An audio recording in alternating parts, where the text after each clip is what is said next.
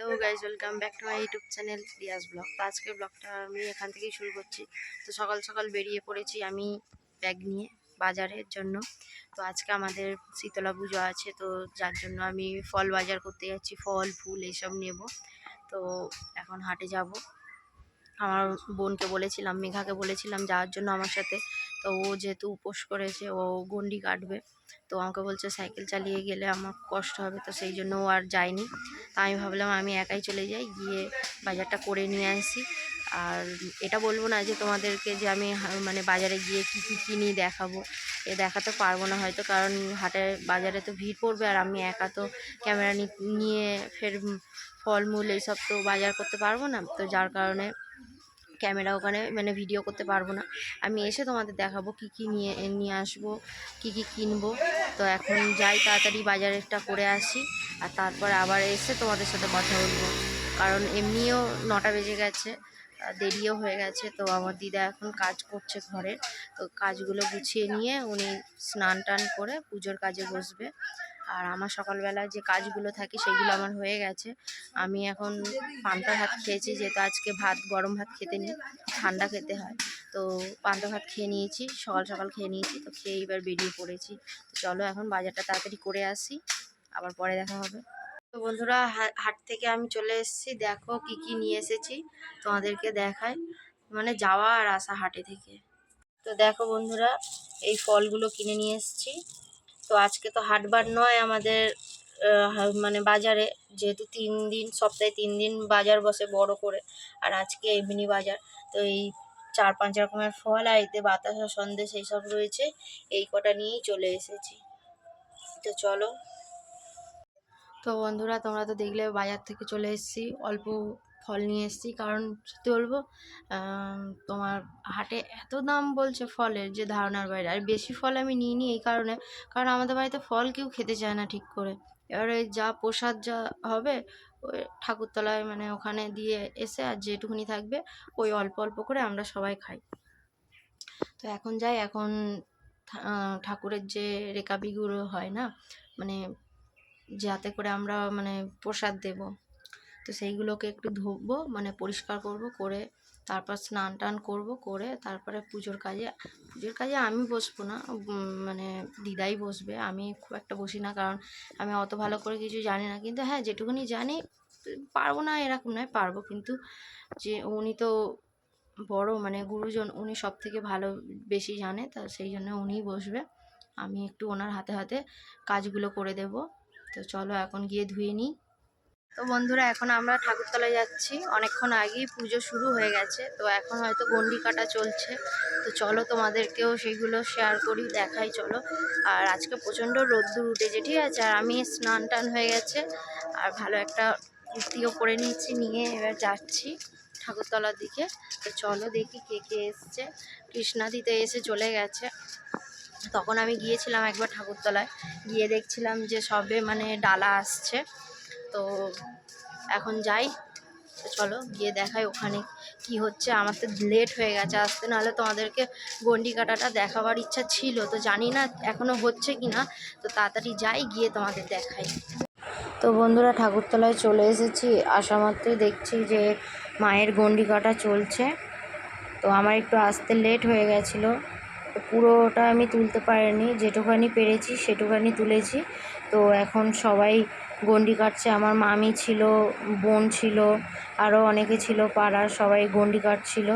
তো অনেকক্ষণ ধরেই গন্ডি কাটা চলছে, আর এতটা গরম ছিল আর রোদ্দুরও ছিল, যার কারণে একটু অসুবিধা হচ্ছিল ওইখানে ঠাকুরথানেতে। তো দেখো কত সুন্দর গন্ডি কাটা চলছে। তো এইগুলো সব আমাদের পাড়ারই সব মেয়ে বউরা গন্ডি কাটছে, আর এইটা হচ্ছে আমার মামি গন্ডি কাটছে, আর আমাদের তোমার পুচকু সোনা ও গড় করছে, আর এটা আমাদের মেঘাও গন্ডি কাটছিল, ডিম্পাও ছিল, অনেকে ছিল। তো চলো, এই হচ্ছে আমাদের ঋষিতা, ওকে আমি আইসক্রিম খাওয়ার কথা বলেছি, সেই জন্য মাথাটা নাড়া দিচ্ছে যে হ্যাঁ আমি যাবো।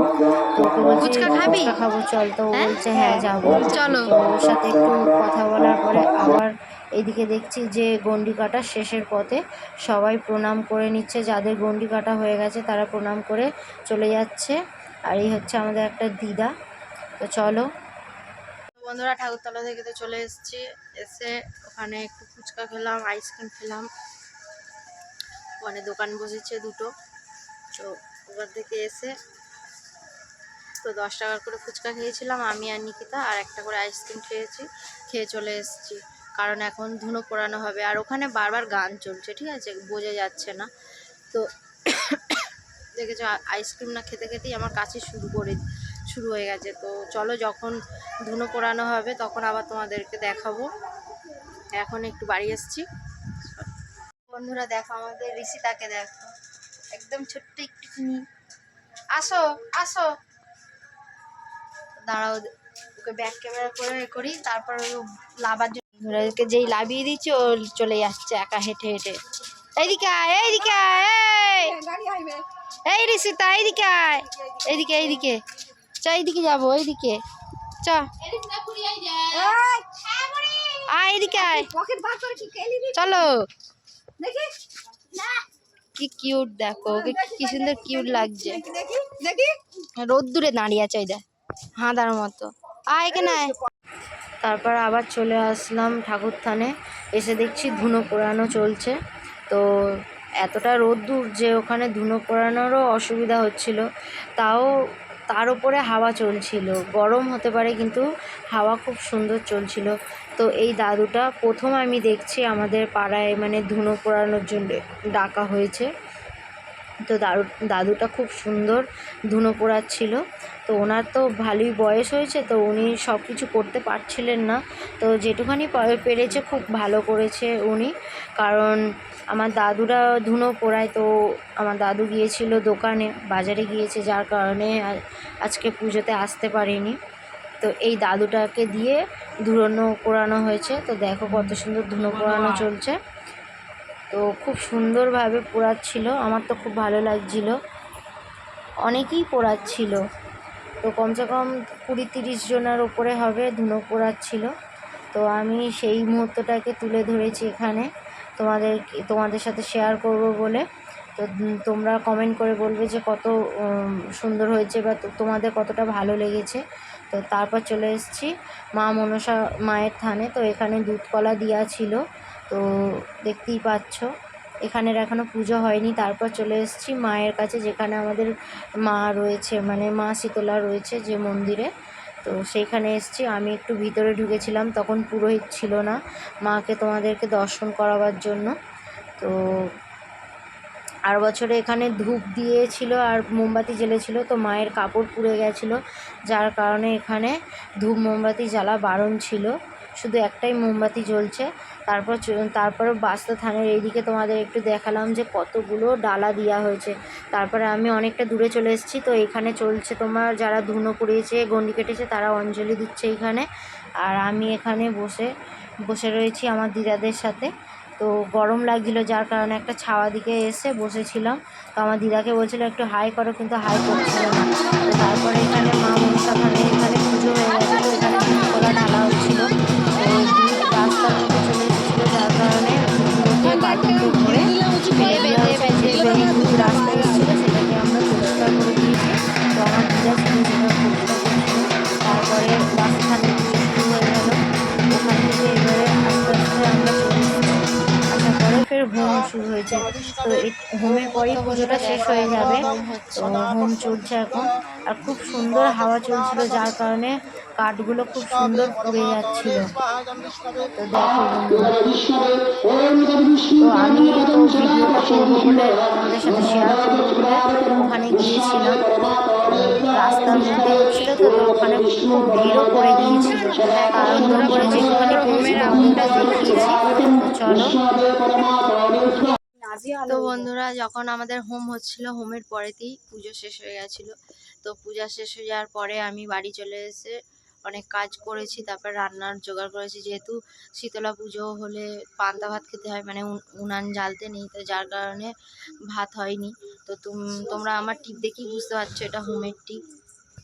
তো এখনও রয়েছে, যেহেতু ঘিয়ের মধ্যে দিয়ে দেয়, তো তার জন্য রয়েছে।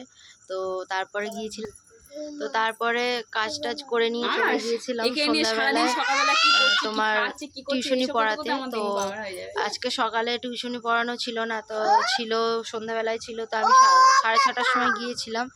তো ওখান থেকে চলে এসেছি কারণ বাচ্চাটা একটু অসুস্থ হয়ে পড়েছে, যার কারণে চলে এসেছিলাম। তো বিশেষ করে মানে ও কাঁদতে কাঁদতে বমি করে ফেলেছিল, তো আমার গায়ে করে ফেলেছিল।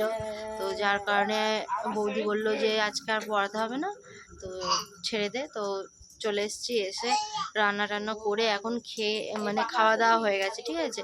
সারাদিন পরে ভাত খেয়েছি, তো মানে এখন শুধু বিছানার দিকে টানছে, মানে ঘুম পাচ্ছে। তো যাই হোক বন্ধুরা, আজকের ভিডিওটা আমি এখানেই শেষ করছি। তো যদি তোমাদের ভালো লেগে থাকে তো লাইক কমেন্ট শেয়ার করে দিও, আর কেউ যদি আমার চ্যানেলে নতুন এসে থাকো তো আমার চ্যানেলটিকে সাবস্ক্রাইব করে দিও। দেখা হচ্ছে নেক্সট ব্লগে। আজকের জন্য টাটা, সবাই খুব ভালো থেকো, সুস্থ থেকো।